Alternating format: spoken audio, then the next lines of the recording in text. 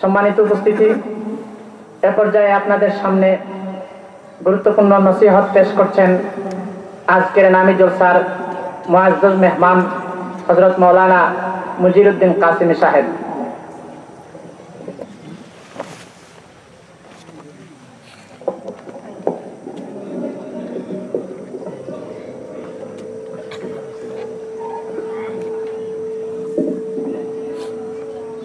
السلام عليكم ورحمة الله وبركاته.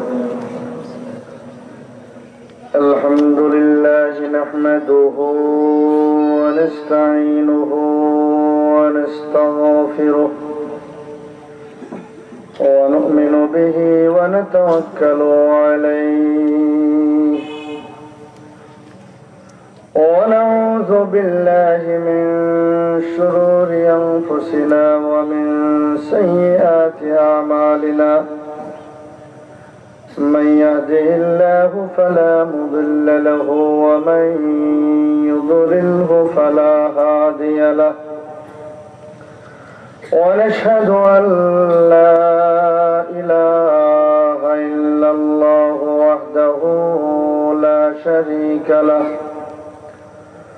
ونشهد أن سيدنا وسندنا وحبيبنا ومولانا محمدا عبده ورسوله. أما بعد فقد قال الله تبارك وتعالى في كلامه المجيد: أعوذ بالله من الشيطان الرجيم. وإذا قرأت القرآن وجعلنا بينك وبين الذين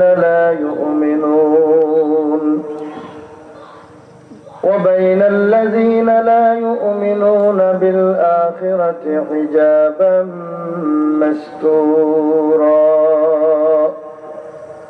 بارك الله لنا ولكم في القرآن العظيم ونفعنا وإياكم بالآيات والذكر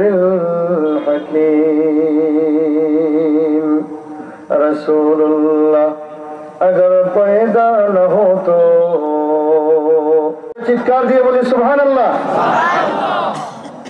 এই এলাকা দিনদার এলাকা, এই এলাকার ধার্মিক এলাকা, এই এলাকার মানুষ নবী প্রেমী, আল্লাহর আশিক। সুতরাং সুবহানাল্লাহর আওয়াজে মনে হয় যেন একটা ইমানের মধ্যে একটা দুর্বলতা প্রকাশ।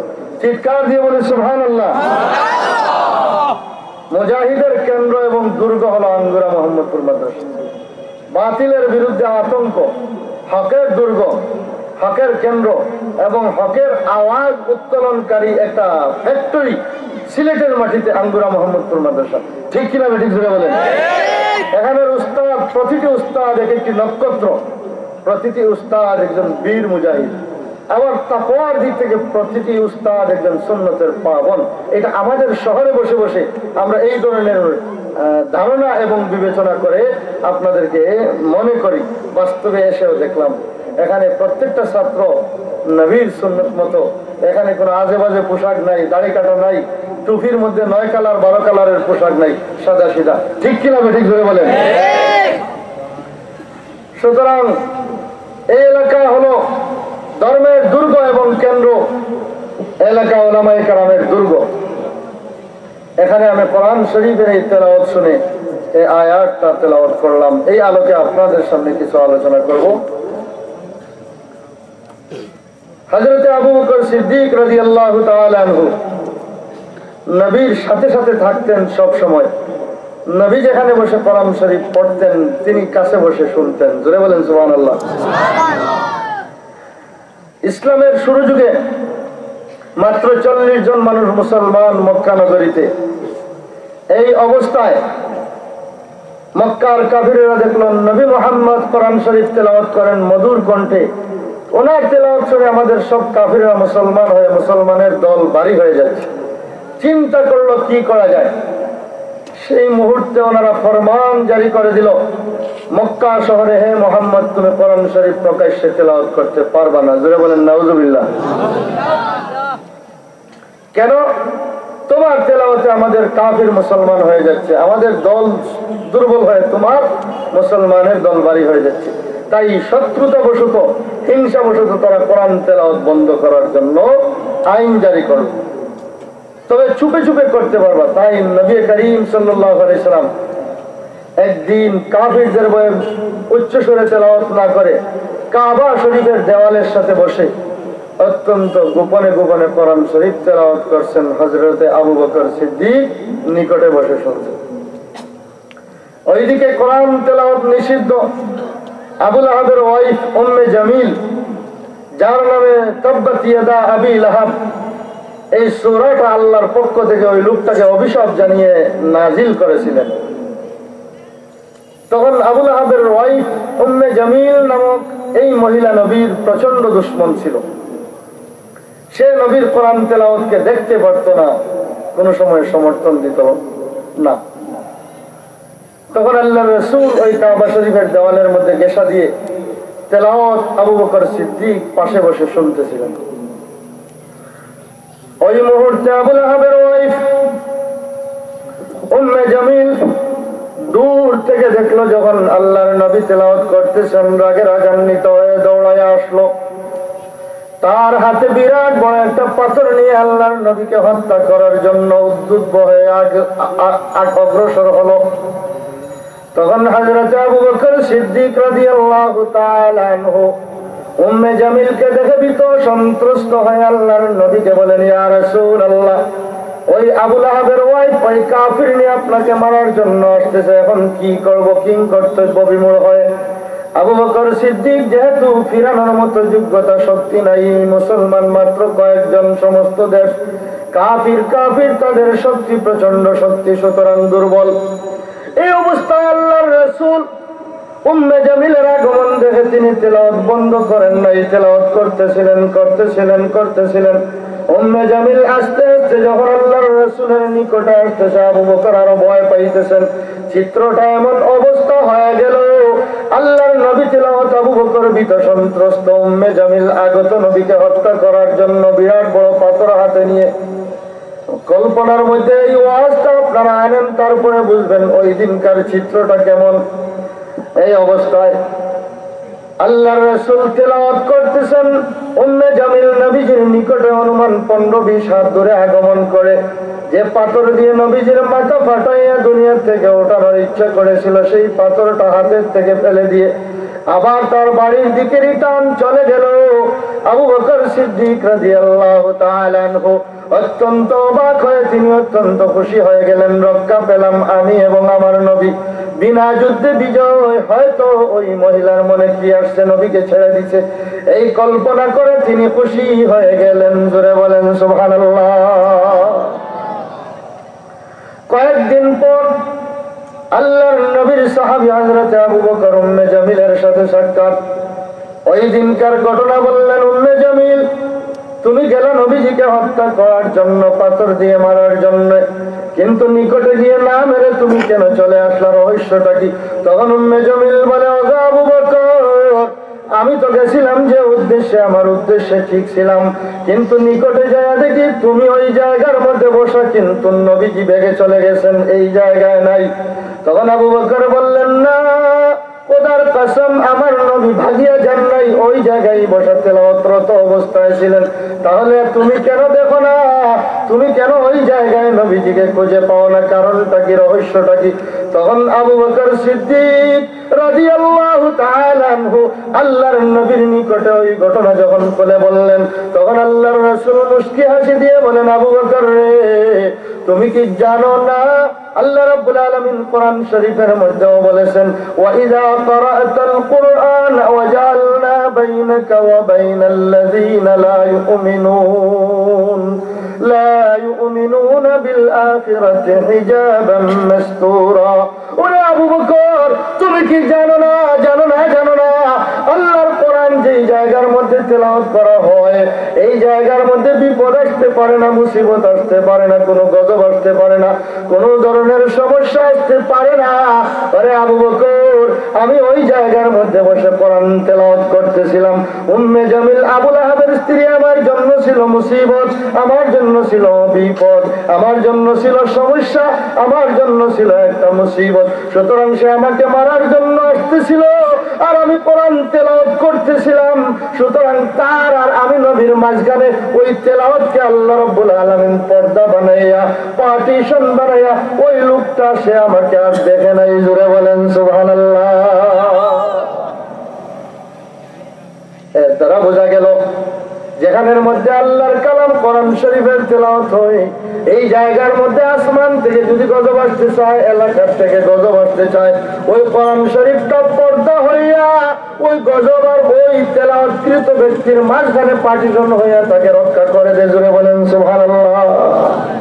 আরো জোরে বলেন সুবহানাল্লাহ।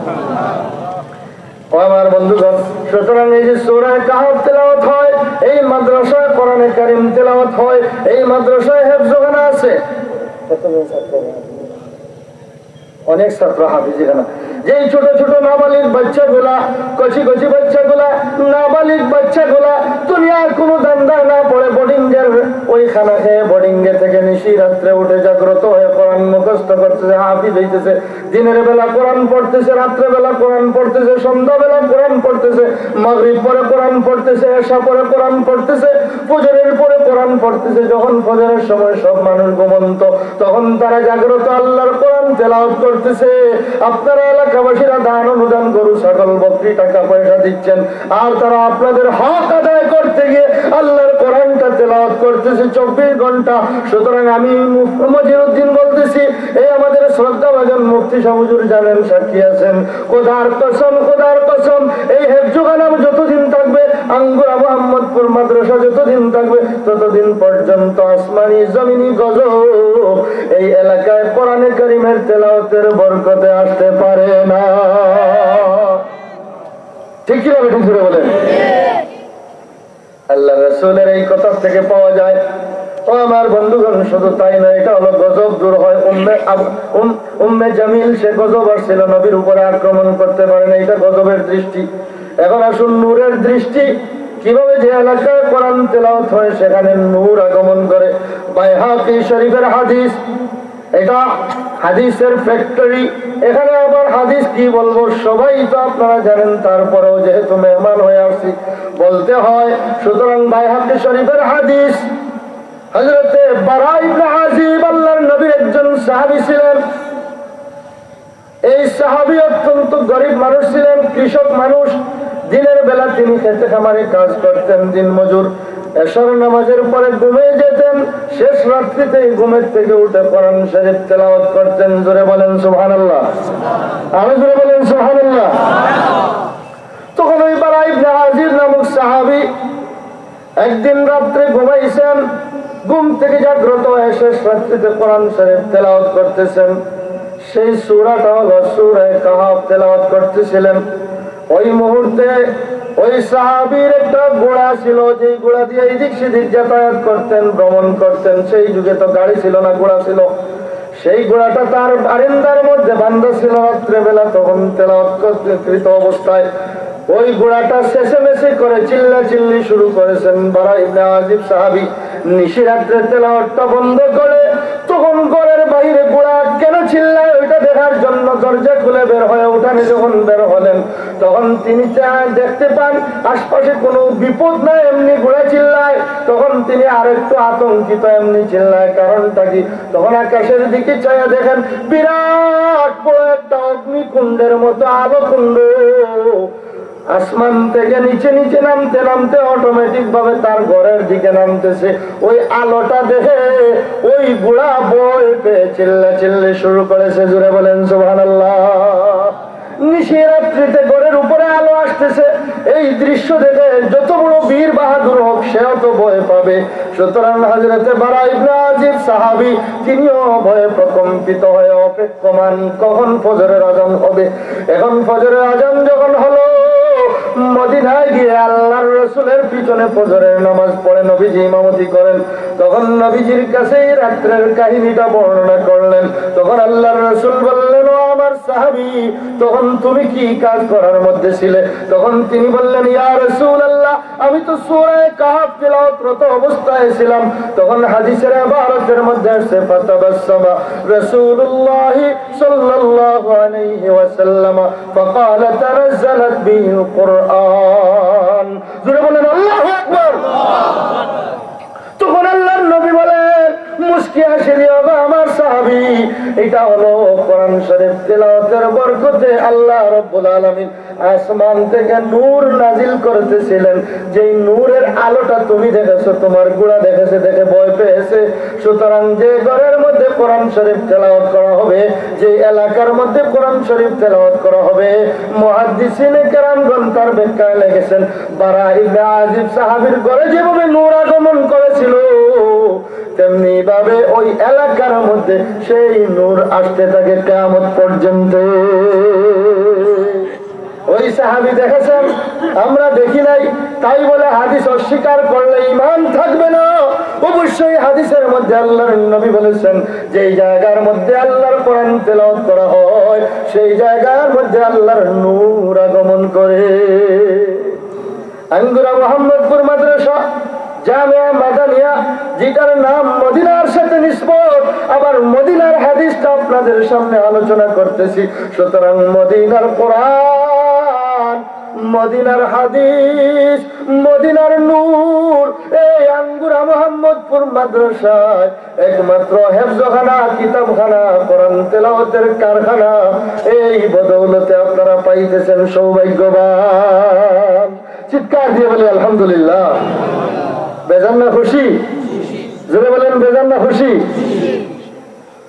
আমার বন্ধুগণ, আল্লাহর নবীর হাদিস, ইন্না লিল্লাহি আহলিনা মিনান নাস ক্বালু মান হুম ইয়া রাসূলুল্লাহ ইলা আখিরিল হাদিস, আও কামা ক্বালা আলাইহিস সালাম। কিয়ামতের দিন আল্লাহ রাব্বুল আলামিন ডাক দিয়ে বলবেন, আমার পরিবার পরিজন তোমরা কোথায় গো, আসো। প্রশ্ন করতে পারেন, আল্লাহর তো কোনো ছেলে সন্তান নাই, তাইলে পরিবার পরিজন কিভাবে হয়? অথচ আল্লাহ বলেছেন, কুল হুয়াল্লাহু আহাদ আল্লাহুস সামাদ লাম ইয়ালিদ ওয়া লাম ইউলাদ ওয়া লাম ইয়াকুল লাহু কুফুয়ান আহাদ। আমি আল্লাহর কোনো সন্তান নেই, আমিও কারো সন্তান নই, আমি কোনো সন্তান জন্ম দেই নাই, আমিও কারো কাছ থেকে জন্ম হই নাই, আমার কোনো ফ্যামিলি নাই, ভাই নাই, বন্ধু নাই, আত্মীয় নাই, স্বজন নাই। তাহলে আল্লাহ বলবেন, আমার পরিবার পরিজন, এদেরকে নিয়েই তো বুঝায়। কিন্তু আল্লাহ বলবেন, আমার পরিবার পরিজন কোথায়, আসো আসো। তাহলে আল্লাহ পরিবার বলতে কি বুঝায়, কাদেরকে বুঝায়? অথচ আল্লাহর তো পরিবার নাই, আল্লাহর শরীক নাই। তাহলে এই কথার ব্যাখ্যা এবং অর্থ কি? অর্থাৎ খোলাসা কথা হলো, মুহাদ্দিসিনে কেরামগণ বলতেছেন, আল্লাহর পরিবার বলে ওই সমস্ত মানুষকে ডাক দিবেন, ওরাই হবে আল্লাহর পরিবার। কারা হবে? যারা দুনিয়াতে থাকা অবস্থায় আল্লাহর কোরআনের সাথে সম্পর্ক রেখেছে, কোরআন তেলাওয়াত করেছে, কোরআন তেলাওয়াতকারী মানুষদেরকে সাহায্য করেছে, মহব্বত করেছে, সহযোগিতা করেছে, কোরআনকে তার সিনার মধ্যে ধারণ করেছে, কোরআনকে তার গলার মধ্যে ধারণ করেছে, কোরআনকে তার জীবনের সঙ্গী বানিয়েছে। ওই সমস্ত মানুষ কিয়ামতের দিন আল্লাহর পরিবার, কোরআনের আহাল অধিবাসী হয়ে উঠবে। আরো জোরে বলেন সুবহানাল্লাহ। আমার বন্ধুগণ, এজন্য আল্লাহর নবী বলেছেন, কুন আলিমা আও মুতাআল্লিমা আও মুঈনা আও মুহিব্বা। আল্লাহর নবী বলেছেন, 4 প্রকার মানুষের অন্তর্ভুক্ত হও। জোরে বলেন কয় দল? জোরে বলেন না, কয় দল? 4 দলীয় ঐক্যজোট। ওই 4 দল নেই নির্বাচনের সময় যে 4 দলীয় ঐক্যজোট, না না, এইটা হলো দুনিয়ার 4 দল, আর এটা হলো পরকালের 4 দল। আল্লাহর নবী বলেছেন, কুন আলিমা, 4 দলের অন্তর্ভুক্ত হও, 5ম দলের দলভুক্ত হয় না। যদি হয়ে যাও 5ম দলে, তাহলে তুমি ধ্বংস হয়ে যাবা। এটা আমার কথা নয়, মদিনার নবীর হাদিসের কথা। উলামায়ে কেরাম, বুজুর্গানে দ্বীন আছেন। ও আমার বন্ধুগণ, ও আমার বন্ধুগণ, ও আমার মুসলমান ভাইগণ, ও আমার আঙ্গুরাবাসী এলাকাবাসীগণ, এজন্য আল্লাহর নবী বলেছেন, প্রথম নম্বর কোয়ালিটি, 4 কোয়ালিটির মধ্যে থেকে 1 নম্বর কোয়ালিটি, কুন আলিমা, তুমি নিজে আলিম হয়ে যাও। এখন প্রশ্ন হলো, সকলেই তো আলিম হতে পারবো না। সবাই যদি আলিম হয়ে যায়, তাহলে জালিম হবে কে? ঠিক কিনা বলেন? আর সবাই আলিম হয়ে গেলে পাবলিক হবে কে? ঠিক কিনা জোরে বলেন? সবাই আলিম হয়ে গেলে অফিস চালাবে কে? তাই সবাই আলিম হয়ে গেলে প্লেন চালাবে কে? সবাই আলিম হয়ে গেলে রাষ্ট্র চালাবে কে? সুতরাং আল্লাহর নবী বলেছেন কুন আলিমা, তুমি আলিম হয়ে যাও। তাহলে বোঝা গেল সবাই আলিম হওয়া সম্ভব নয়, হাদিসের উপর সকলে আমল করা সম্ভব নয়, অথচ আল্লাহর নবী বলেছেন কুন আলিমা। আমার শেখা হুজুর আছেন, জিজ্ঞেস করেন, নির্দেশ করতেছেন, আমার এটা অত্যন্ত কড়া নির্দেশ, সকল আলিম হও। এটা কার নির্দেশ জোরে বলেন? মা একটু বুঝেন না কথা, কার নির্দেশ? হ্যাঁ, সুবহানাল্লাহ। আসাতে কেরাম আমাকে সংশোধন করে দিচ্ছেন, আপনারা সংশোধন করে দেন না। এটা নির্দেশ বোধহয় প্রধানমন্ত্রী, প্রেসিডেন্টের।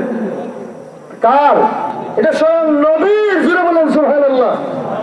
আল্লাহর নয়, কোরআনের আয়াত হলে আল্লাহ, হাদিসের বাণী হলে নবী। সুতরাং নবীর নির্দেশ নবীজি বলতেছেন সকল আলিম হয়ে যাও।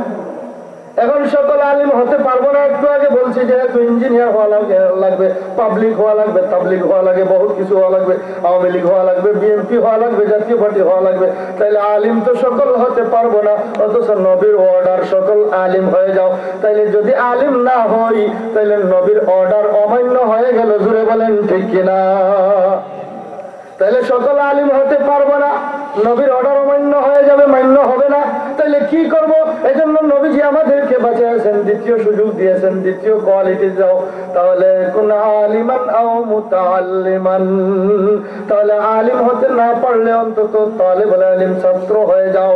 ছাত্র হওয়া বুড়া জোয়ান সকলের পক্ষে সম্ভব, দুলনা থেকে বৃদ্ধ পর্যন্ত ছাত্র হওয়া যায়।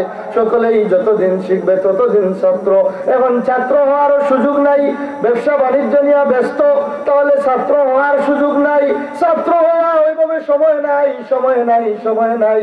মিল, ফ্যাক্টরি, কলকারখানা, ব্যবসা বাণিজ্য সব ব্যস্ত। তাহলে আলিম হতে পারলো না, ছাত্র হতে পারলাম না, টাইম নাই, সব কিছু নাই। তাহলে কি করব? তাহলে আল্লাহর নবী বললেন দ্বিতীয় অর্ডার যখন পালন করতে পারল না আমি রাসূলের, তাহলে তোমাকে আর একটু বাছাইয়া দিলাম, সুযোগ দিলাম। 3 নম্বর অর্ডার মতো চলো।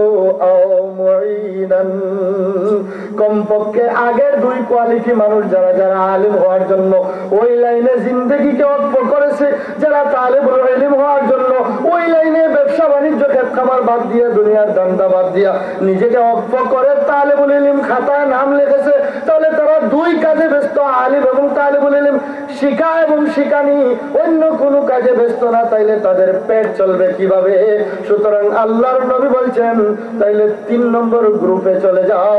ওই আগের 2 কোয়ালিটি মানুষকে তুমি মুঈনান, সাহায্যকারী হয়ে যাও। জোরে বলেন সুবহানাল্লাহ।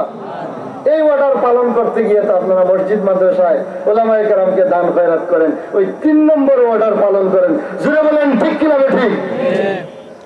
তাইলে এই যে সদকা খয়রাত করেন, মনে করবেন না মোল্লারে দিতেছেন, এইটা নবীর অর্ডার পালন করতেছেন। ঠিক কিনা? ঠিক। আপনারা দান খয়রাত করে মনে করেন আমাদের উপরে ইহসান করতেছেন, আমরা জিন্দা রাখছেন আপনারা। না না, আমাদেরকে জিন্দা রাখেন নাই, আমাদেরকে জিন্দা রাখছেন আল্লাহ। বরং আল্লাহর নবী বলেছেন আও মুঈনান, নবীর অর্ডার পালন করে আমাদেরকে দিচ্ছেন। ঠিক কিনা? ঠিক করে বলেন। তাইলে আপনারা ওই আলিমদের সমমত তাদের মতো মর্যাদা পাওয়া যাবেন। মুঈনান মানে সদকা খয়রাত, দান খয়রাত করে। যদি কোনো ব্যক্তি দান খয়রাত করার মতো তৌফিক নাই, অথচ দিতে চায়, মন আছে, সব আছে, সবকিছু চেষ্টা করতেছে, কিন্তু নিজে খাইতে পারতেছে না, আলিমকে দান করবে কিভাবে? তখন আল্লাহর নবী বলেন তুমিও বঞ্চিত হইও না, তোমাকেও আমি রাসূল অর্ডার করলাম, সুযোগ দিলাম, তোমার জন্য অফার দিলাম। বলে কি অফার? বলে আও মুহিব্বান, আগে যে 3 কোয়ালিটি মানুষ আছে, আলিম, মুতাআল্লিম এবং আলিমকে মহব্বতকারী 3 নম্বর, তাহলে তুমি 4র্থ নম্বর হয়ে যাও মুহিব্বান, মানে আগের 3 কোয়ালিটি ওদেরকে তুমি মহব্বতকারী হইয়া, দান খয়রাত না করিয়া, নিজে আলিম না হইয়া, নিজে তালিবুল ইলম না হইয়া, শুধু অন্তর দিয়া মহব্বত করিয়া, গালি না দিয়া, হিংসা না করিয়া, হাসদ না রাখিয়া, শুধু মহব্বত করিয়াও তুমি তাদের দলভুক্ত হয়ে গেলা। জোরে বলেন সুবহানাল্লাহ। তাইলে আও মুহিব্বান চারটা, 1 নম্বর আলিম, 2 নম্বর হইলো তালিবুল ইলম, 3 নম্বর হইলো মুঈন সাহায্যকারী, 4 নম্বর হইলো মহব্বতকারী। এই 4 কোয়ালিটির অন্তর্ভুক্ত হয়ে যাও। নবীজি বলছেন পঞ্চম দলে হয় না, মানে এই 4 দলের বাহিরে যায় না, বিরোধিতাকারী হয় না, হিংসাকারী হয় না, মোল্লা বলে গালি দিয়ে মোল্লারা দেশটা খাইলো এই সমস্ত নাস্তিক মার্কা কথাবার্তা বলে পঞ্চম কাতারে যাইও না। যদি যাও, যাইতে পারো, তোমার বাহাদুরি আছে, শরীরে শক্তি আছে, কিন্তু আল্লাহর নবী বলেছেন তুমি ধ্বংস হয়ে যাবা। কে বলছেন ধ্বংসের কথা? রাসূল বলেছেন। আমার বন্ধুগণ, এটা আমার কথা নয়, রাসূলের অভিশাপ। রাসূল বলছেন অভিশাপ দিলাম, ধ্বংস হয়ে যাবা পঞ্চম দলে। এজন্য আমরা আলিম, আমরা অনেক দোষ করতে পারি, কিন্তু আপনি কমপক্ষে আলিম এই শব্দটা, এই কথাটার খাতিরে যদি আমাকে সম্মান করেন, আমার দোষ না দেখে আলিম হিসাবে সম্মান করেন, আল্লাহ রাব্বুল আলামিন আপনাকে মর্যাদা দিয়ে দিবেন। আলিমকে সম্মান করার, আমি দোষ করলে আমার শাস্তি আমি পাবো, আপনি মুক্তি পাওয়া যাবেন। ঠিক কিনা ঠিক জোরে বলে। তারপরেও আলিমদের দোষ অনেক। আমরা ফেরেশতা নই, আমরা কোনো মানুষ হিসাবে দোষ করতে পারি, কিন্তু আল্লাহ আলিমদেরকে ইজ্জত দিয়েছেন। কিয়ামতের দিন সকল মানুষের হিসাব হবে এক জায়গায় সমকক্ষে এবং জনসম্মুখে, কিন্তু আলিমদের ইলমের ইজ্জতের খাতিরে, তার ইজ্জতের খাতিরে, ইলমের খাতিরে তার বিচার হবে পর্দার আড়ালে। স্বয়ং আল্লাহ যদি এই ইজ্জত দেন, আপনি বেইজ্জত করিয়া লাভ কি? সুতরাং লাভ হবে এইটাই লাভ, কিয়ামতের দিন আলিমকে বেইজ্জত করার কারণে এতটুকুনি লাভ করেছো তুমি, তোমাকে আল্লাহ বেইজ্জত করবে, এতটুকুনো লাভ হয়েছে, এছাড়া আর কোনো লাভ হয় নাই। ঠিক কিনা ঠিক জোরে বলে।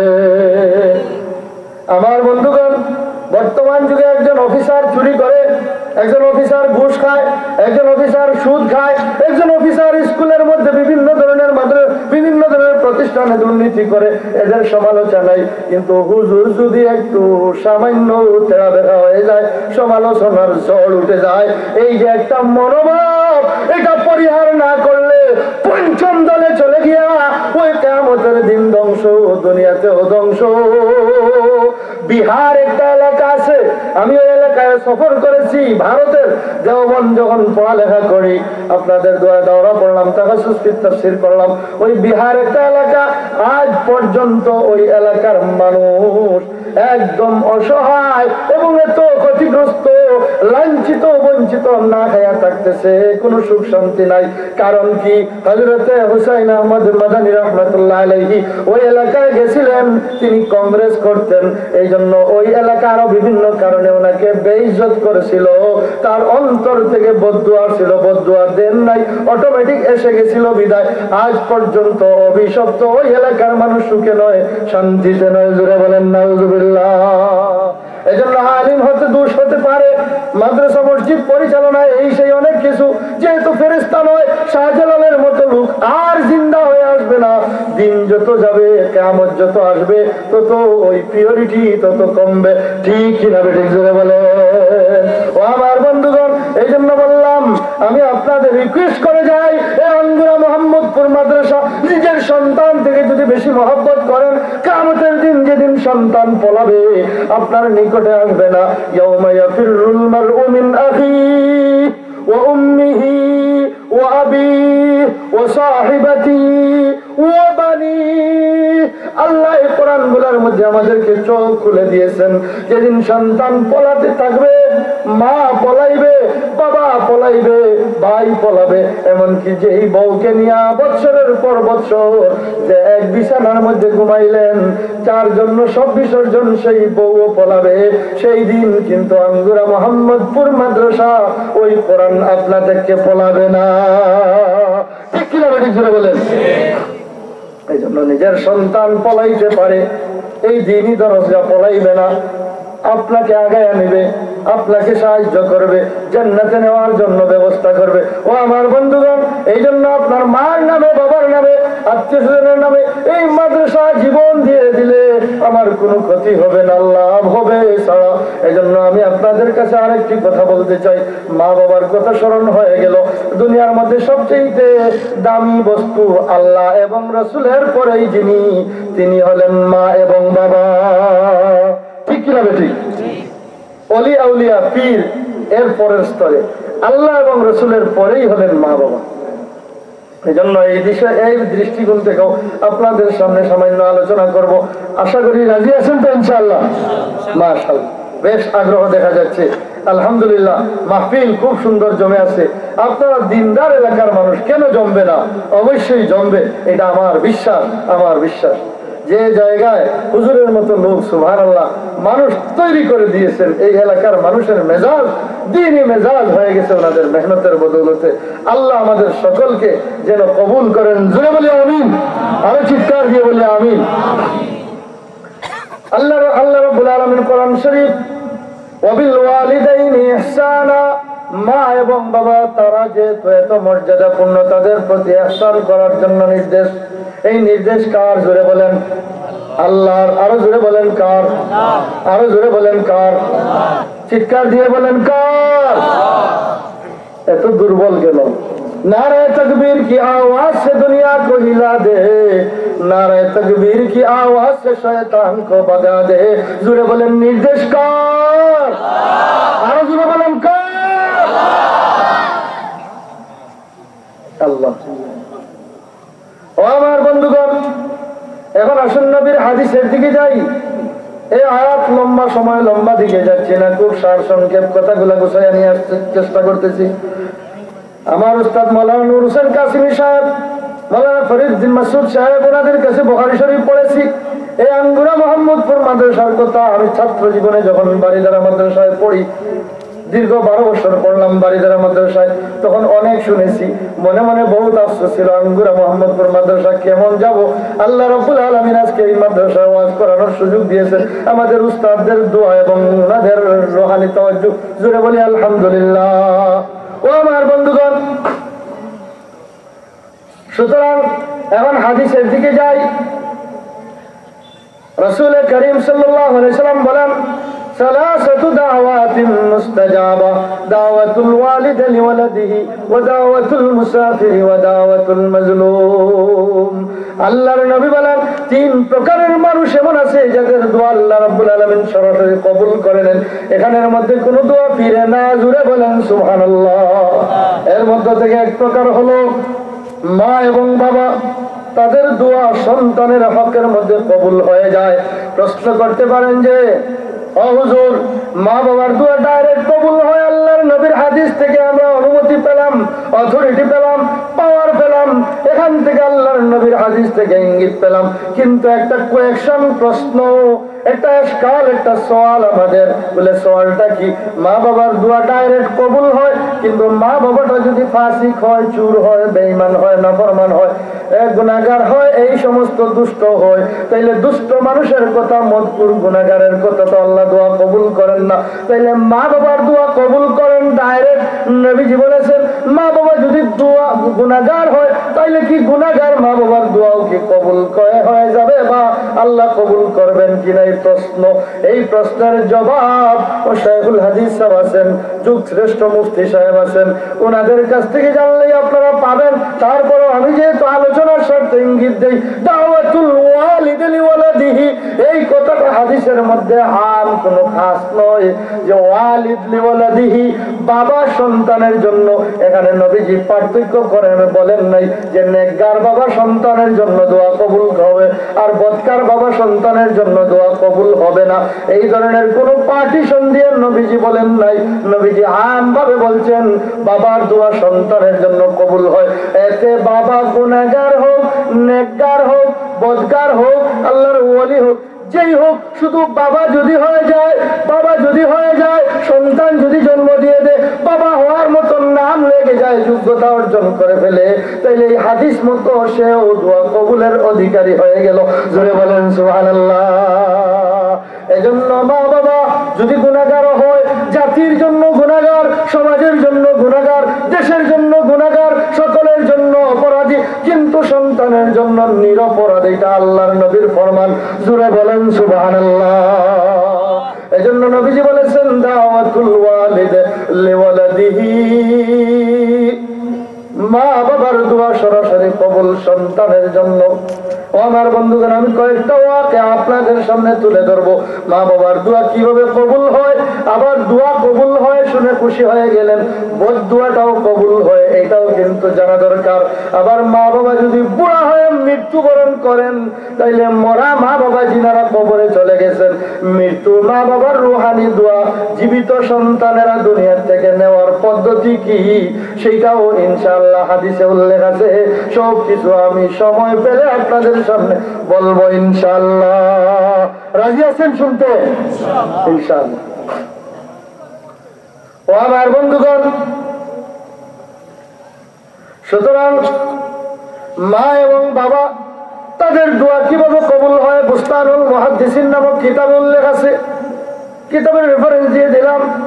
আব্দুল্লাহ ইবনে মুবারক নামে একজন লোক, তিনি এমন একজন ব্যক্তি ছিলেন, প্রথমে গানের সর্দার। কিসের সর্দার? জোরে বলেন। গানের সর্দার। খালি আমির উদ্দিন আইলে বন্ধ জায়গা হইল না, মাতুন না, হাসতেছেন। লন্ডনে হুজুর দেখছেন, হুজুরে তো বীর পুরুষ, হেফাজতে ইসলাম মাদ্রাসা, বর্তমান বরুণা মাদ্রাসার মোস্তামিন সাহেবের বড় ছেলে, যিনি একটা মাদ্রাসা করেছেন, ওই মাদ্রাসায় হুজুরে ওয়াজ করছেন। আমিও অতিথি বক্তা হিসাবে। শ্রীমঙ্গলী হুজুর বিশ্বনাথ মাদ্রাসার প্রিন্সিপাল সাহেব আজকে দুনিয়াতে নাই, আনসারি সাহেব হুজুরও বক্তা, প্রধান বক্তা।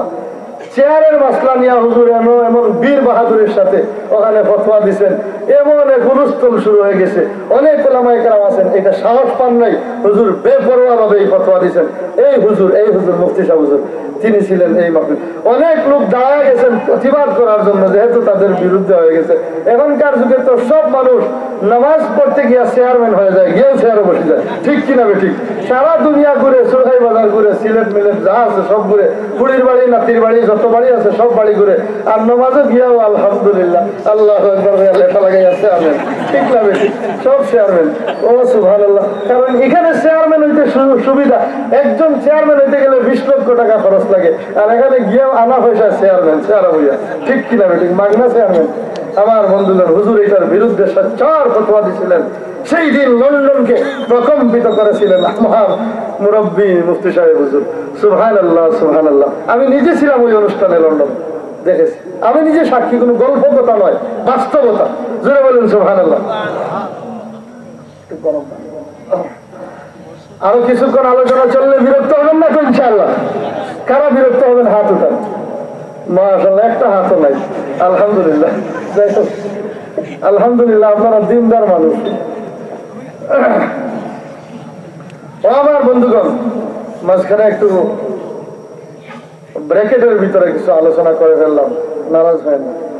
সুতরাং বুস্তানুল মুহাদ্দিসিন নামক কিতাব, ওখানে এইটা উল্লেখ আছে মা বাবার দোয়া কিভাবে করে। গানের সর্দার ছিলেন আব্দুল্লাহ ইবনে মুবারক। মনে আছে তো কোন কথায় রেখে গেছিলাম? আবার ওই কথায় চলে আসলাম। আব্দুল্লাহ ইবনে মুবারক প্রথমে কি ছিলেন?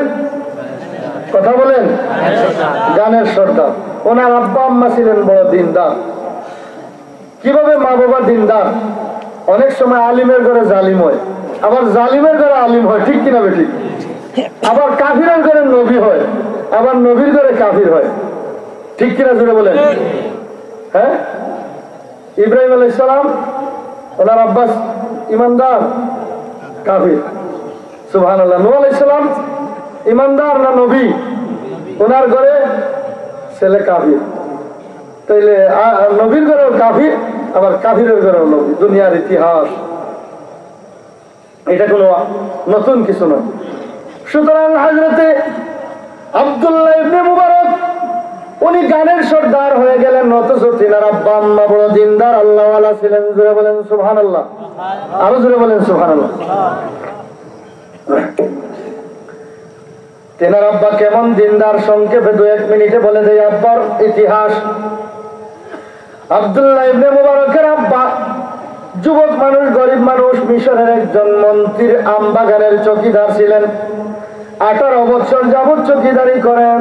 একদিন 18 বছর পরে বাগানের মালিক মন্ত্রী সাহেব আগমন করলেন। বাগানে এসে আব্দুল্লাহ ইবনে মুবারকের আব্বা চৌকিদার বেটাকে বললেন, একটা টেঙ্গা আম পাড়িয়ে আনি আমাকে খাওয়াও। গরমের দিন টেঙ্গা আম খাইতে বড় মজা লাগে, চাটনি, ঠিক না বেঠিক? এজন্য বললেন টেঙ্গা আম পাড়িয়ে আনি আমার খাওয়াও, গরম, প্রচন্ড গরম। তিনি এক গাছ থেকে আম পেড়ে এনে দিলেন, তখন এইটা মিঠা হয়ে গেল। তখন ওই বাগানের মালিক মন্ত্রী সাহেব বললেন, এত অযোগ্য চৌকিদার, 18 বছর যাবত আমার বাগানে চৌকিদারি করো, কোন গাছের আম মিষ্টি, কোন গাছের আম টেঙ্গা তুমি জানতে পারো না? বললাম টেঙ্গা দিতা, দিয়েছো মিঠা। গুসা করে তার চাকরি নোট করে দিল। জোরে বলেন সুবহানাল্লাহ। তখন তিনি যাওয়ার সময় বললেন, মহাজন সাহেব, মন্ত্রী সাহেব, আমি চাকরি বিদায় হয়ে চলে যাই, আপত্তি নাই, তবে কেন আমি পরিচয় করতে পারলাম না টেঙ্গা মিঠা কোন গাছের আম কোন গাছ? কি কারণ হলো? আপনি আমাকে 18 বছর যাবৎ চাকরি করতেছি, রাখার সময় পাহারাদারির জন্য অনুমতি দিচ্ছেন, আম খাওয়ার অনুমতি দিন নাই। যেহেতু আম খাওয়ার অনুমতি দেন নাই, সেহেতু আমি আপনার আমানতদারির খেয়ানত করে অসংখ্য গাছ থেকে অসংখ্য আম নিচে পড়ে পচে গলে নষ্ট হয়ে গেল। যেহেতু পারমিশন দেন নাই খাওয়ার, সেহেতু চৌকিদারি করলাম, আম কোনটা খাইয়া টেস্ট করে দেখি নাই। যেহেতু টেস্ট করি নাই, সেহেতু বুঝবো কি করে কোন গাছ মিঠা কোন গাছ টেঙ্গা। বুঝে বলেন সুবহানাল্লাহ। এটাই হলো আমানতদারি। আর আমাদের দেশে যদি টমেটো ক্ষেত করো না, চৌকিদার তো পাখনা হলটি তার বাড়ি, আর খাসা হলটি মালিকের বাড়ি, ঠিক না বেঠিক? আমার বন্ধুগণ, এই অবস্থায় আব্দুল্লাহ ইবনে মুবারক, তার এই কাহিনী শুনে মন্ত্রী সাহেব তিনি লজ্জিত হইয়া বলেন, যাও, তোমার চাকরি আজকে থেকে আবার চিরস্থায়ী হয়ে গেল, বিদায় করে দিয়েছিলাম আমানতদারির কারণে। আসিদকু ইউনজি ওয়াল কিযবু ইউহলিক, সত্যবাদী তারা নাজাত পায় কিভাবে, মিথ্যাবাদী ধ্বংস হয়, ঠিক কিনা? জোরে বলেন। তিনি সত্যবাদী, আমানতদার, এখন চাকরি গেছিল কিন্তু চাকরি স্থায়ী হয়ে গেল। তখন ওই মন্ত্রী সাহেব ঘরে গিয়ে পরামর্শ করে, আমার একটা মেয়ে তো বড় দিনদার, এই ছেলের সাথে বিবাহ দেওয়া যায়। বউয়ে বলে, ও মন্ত্রী সাহেব, আপনি মন্ত্রী, আপনার চৌকিদারের সাথে আপনার মেয়ে বিয়া দিলে তো সমাজে ইজ্জত থাকবে না। তখন তিনি বলে, ইজ্জত সমাজে নাই থাক, আল্লাহর কাছে তো ইজ্জত বাড়বে। দিনদার ছেলের জন্য দিনদার মেয়ে, এটাই তো চাই। তখন বিবাহ হয়ে গেল। মন্ত্রী সাহেবের মেয়ে পাইয়া, লম্বা কাহিনী সংক্ষেপ করতেছি, তখন ওই চৌকিদার বেটা গেছিল চৌকিদার, এখন হয়ে গেল বাগানের মালিকের দামান, ঠিক কিনা? জোরে বলেন। এখন গরিব মানুষ মন্ত্রীর মেয়ে পাইয়া তার হুঁশ ঠিক থাকার কথা না। যেমন সিলেট শহরে একজন রিক্সাওয়ালা রিক্সা চালায়, লন্ডনে একটি মেয়ে তার প্যাসেঞ্জার হয়েছে, হঠাৎ করে যদি ওই প্যাসেঞ্জার লন্ডনী মেয়ে বলে, ও রিক্সাওয়ালা, আই লাভ ইউ, আমি তোমাকে ভালোবাসি, বিয়া করিয়া লন্ডন নিব, তখন সে খুশির টেলায় মাথা ঘুরাইয়া হ্যান্ডেল ছাড়িয়া মাটির গড়াইয়া পড়বো, ঠিক কিনা? ঠিক জোরে বলেন। এই অবস্থা হয়ে গেছে ওই চৌকিদার আব্দুল্লাহ ইবনে মুবারক। তারপরে এই অবস্থায় যখন বিবাহ হওয়ার পরে দুইজনের ঘর থেকে যে সন্তান হলো, তিনি হয়ে গেলেন পরবর্তীতে আল্লাহওয়ালা মা বাবার ঘর থেকে ওই গানের সর্দার আব্দুল্লাহ ইবনে মুবারক।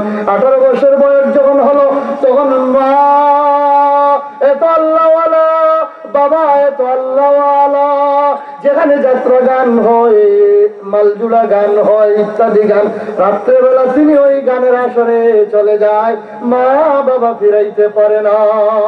এই অবস্থায় চলতেছে, তার গানের মিশন চলতেছে, মা বাবা ফিরানোর মিশন চলতেছে, কিন্তু ফিরা সম্ভব হয় না। তখন হঠাৎ করে ওই মা আল্লাহ একদিন চিন্তা করলেন, নবীজি তো বলেছেন মা বাবার দোয়া কবুল হয়, ঠিক কিনা? ঠিক।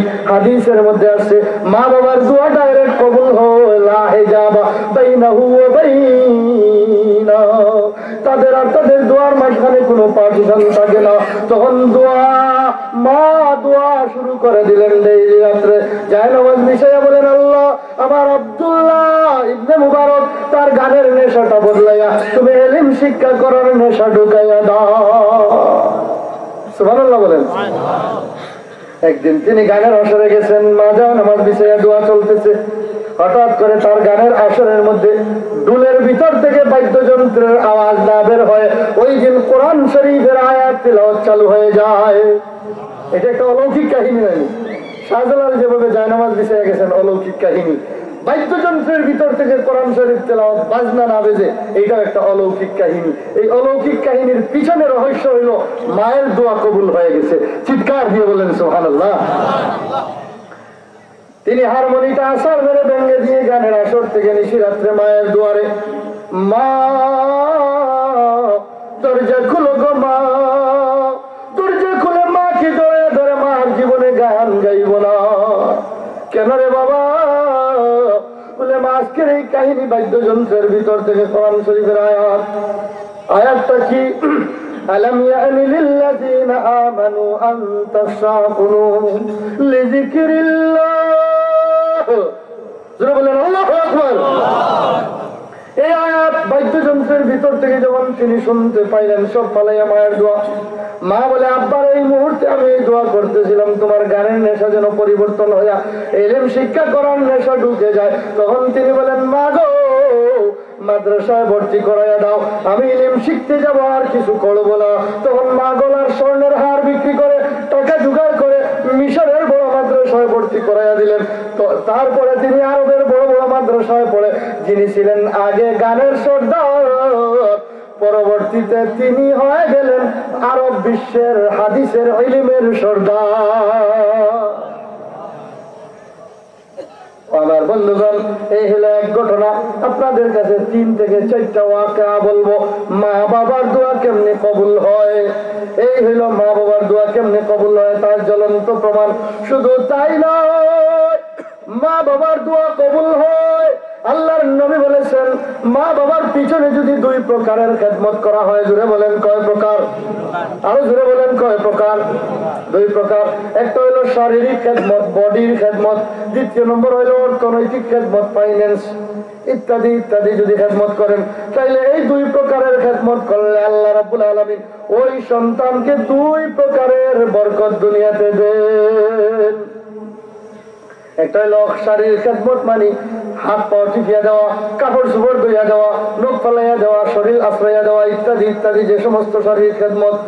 আর দ্বিতীয় খেদমত হলো অর্থনৈতিক, টাকা পয়সা খরচ করে চিকিৎসা করানো, আপেল আঙ্গুর খাওয়ানো, পয়সা থাকলে টাকা খরচ করে হজ করানো। সুতরাং এই 2 খেদমত যদি করা হয়, আল্লাহ রাব্বুল আলামিন ওই সন্তানকে 2 ধরনের বরকত দেন। এই প্রসঙ্গে কোরআন থেকে একটা ঘটনা আপনাদের সামনে বলবো। মুফতি সাহেব হুজুর আছেন, তিনি আলহামদুলিল্লাহ আপনাদের আমার উস্তাদ মুহতারামের মধ্য থেকে। সুতরাং ওই দ্বিতীয় ঘটনা হলো বনী ইসরাইলের মধ্যে সূরা বাকারার মধ্যে এই ঘটনা আছে। একজন যুবক ছিল, একজন যুবক, সে তার মায়ের খেদমত করত, টাকা দিয়ে, পয়সা দিয়ে, শরীর দিয়ে, সবকিছু উভয় শ্রেণীর খেদমত করত।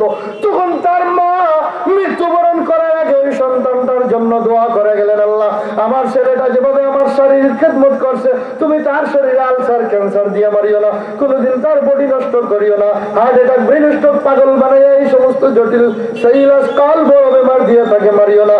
এরপরে দোয়া করলেন, আল্লাহ আমার সন্তান যেহেতু টাকা খরচ করে, সে গরিব মানুষ, দিন মজুর যা পায়, তার সন্তানকে অর্ধেক খরচ করে, আমার পিছনে অর্ধেক। সুতরাং আমি মা হয়ে দোয়া করি তার ধন দৌলতে বরকত দিও। এই দোয়া কেমনি কবুল হয়? বনী ইসরাইলের মধ্য থেকে একজন লোক আরেকজন লোককে হত্যা করে ফেলেছে। তখন হত্যাকারী ব্যক্তিকে ওই এলাকার মানুষেরা জানে না। তখন মুসা আলাইহিস সালাম নবী তার কাছে গিয়ে বলে, ওগো আল্লাহর নবী, আপনি তো নবী, থানায় গিয়ে মামলা করে, সিআইডি পাঠায়, পুলিশ পাঠায়, হত্যাকারী কাতিল ব্যক্তি তথ্য বের করা যাবে না। সহজ পদ্ধতি হলো, মাওলানা শামসুদ্দিন কাসিমি সাহেব সহ ওনাদের মুখে অসংখ্যবার শুনেছি, ওনারা আমাদের রাহবার, ওনারা আমাদের কান্ডারি, ওনারা আমাদের পাতেও। আল্লাহ তাআলা ওনাদের যেন হায়াতকে আরো দীর্ঘায়িত করেন। মুফতি সাহেব হুজুর, নাজিম সাহেব হুজুর, বর্তমান প্রিন্সিপাল সাহেব হুজুর এবং আসাতেজায়ে কেরাম, জোরে বলি আমিন। এবং এই আঙ্গুরা মোহাম্মদপুর মাদ্রাসা শুধু আমাদের সিলেটের গৌরব নয়, বাংলার গৌরব, বাংলার গৌরব নয়, বিশ্বের গৌরব। বর্তমান যুগে ছোটখাটো মাদ্রাসায়ও ঐতিহ্যবাহী শব্দটা প্রয়োগ করা হয়, কিন্তু ঐতিহ্যবাহী শব্দটা অনেক ওজনদার, অনেক দামি, অনেক ওয়েটফুল। এই ঐতিহ্যবাহী শব্দটা যদি প্রয়োগ করা হয় যার শানে মানায়, তাহলে সেই শান এবং মান এবং মানানো এই সব দিক বিবেচনা করে ঐতিহ্যবাহী এই আঙ্গুরা মোহাম্মদপুর মাদ্রাসার শানেই প্রযোজ্য। ঠিক না ঠিক জুড়ে বলেন? এই জন্য এখান থেকে শত শত হাজার হাজার আলিম তৈরি হয়েছেন। এই প্রতিষ্ঠান হইল মাদ্রাসা নয়, আলিম তৈরির ফ্যাক্টরি এবং কারখানা। আমার বন্ধুগণ, এই কারখানা এবং ফ্যাক্টরিকে আল্লাহ তাআলা দীর্ঘায়িত এবং দীর্ঘজীবী করুন, কিয়ামত পর্যন্ত চালু রাখুন, কিয়ামত পর্যন্ত সমুন্নত রাখুন। এজন্য আমার মুরব্বী হযরতের হায়াত কামনা করে মুফতি সাহেব হুজুর আর আসাতেজায়ে কেরাম বহু আমার খুব মহব্বতের কাদিমানি সাহেব গোমিস্ত্রি হুজুর সহ আল্লাহ তাআলা সকলকে যেন নেক হায়াত দান করেন, এই দোয়া করে আপনাদের কাছ থেকে দোয়া চেয়ে আমি এক নগণ্য এখন এই রুখসত নিচ্ছি। ওয়া আখিরু দাওয়ানা আনিল হামদুলিল্লাহি রাব্বিল আলামিন। আসসালামু আলাইকুম ওয়া রাহমাতুল্লাহি ওয়া বারাকাতুহু। মোহাম্মদপুর মাদ্রাসার ফুজালা উলামায়ে কেরাম, তাই এটার খেদমত কাফিরদের দেশেও, ইউরোপ আমেরিকার দেশেও, এশিয়ার 7টি বিশ্বের 7টি মহাদেশের মধ্যে প্রত্যন্ত মহাদেশে, শুধু বাংলাদেশে নয়, এশিয়া মহাদেশে নয়, প্রত্যন্ত মহাদেশে এই আঙ্গুরা মোহাম্মদপুর মাদ্রাসার খেদমত প্রচারিত এবং প্রসারিত এবং পরিচিত অবস্থায় আছে। জোরে বলি আলহামদুলিল্লাহ। যাই হোক, হযরত অনুমতি দিচ্ছেন প্রধান অতিথি, উনি তো দূর থেকে আসছেন, লম্বা টাইম ওনার বয়ান শুনবেন, অনেক মধ্যরাত পর্যন্ত মাহফিল চলবে। আলহামদুলিল্লাহ, এই মাহফিল তো বছরে একবার হয়। গত বছর হয়তো অনেক লোক দুনিয়াতে ছিলেন, এই বছর দুনিয়াতে নাই। আমার জীবনের জন্য শেষ মাহফিল হতে পারে, সেই জন্য আমরা সকলেই ধৈর্য সহকারে এই মাহফিল শুনবো। এই যুগের একজন আধ্যাত্মিক রাহবর এবং মুফাক্কিরে ইসলাম, ফকিহে মিল্লাত বললেও ভুল হবে না, আমাদের নাজিম শাহ হুজুর মদ্দাজিল্লাহুল আলী, ওনার নাম মুখে উচ্চারণ করতেও আমার কাছে যেন বেয়াদবি মনে হচ্ছে, এই জন্য নাজিম শাহ হুজুর নামে বলে দিচ্ছি। আমার আমরা মাদ্রাসার ছাত্র যারা আছো দক্ষিণ সাইডে দেখা আছে, দক্ষিণ সাইডে দেখা দেও, মফিলা দেখা হল না। আমরা মাদ্রাসার ছাত্র যারা আছে উঠে দক্ষিণ সাইডে দাও।